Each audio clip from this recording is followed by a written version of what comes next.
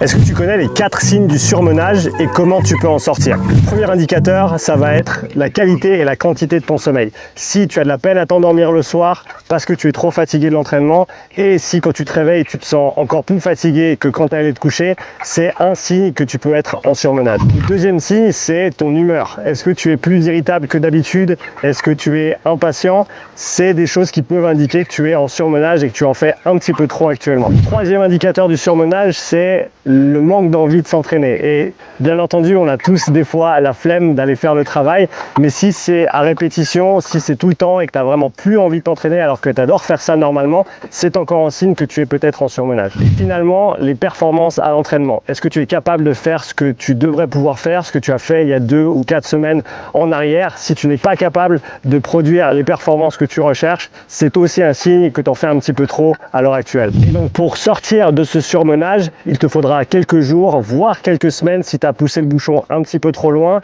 Mais pour y arriver, tout ce qu'il te suffit de faire, c'est réduire ta charge d'entraînement, essayer d'améliorer encore plus la qualité de ta récupération, sommeil, gestion du stress, nutrition. Et lorsque tes performances seront revenues, ton envie de t'entraîner sera revenue également et que tout ira mieux niveau sommeil et motivation, tu sais que tu es sur le bon chemin pour continuer à progresser. Si tu as des questions sur la gestion de la charge d'entraînement, n'hésite surtout pas à les poser en commentaire.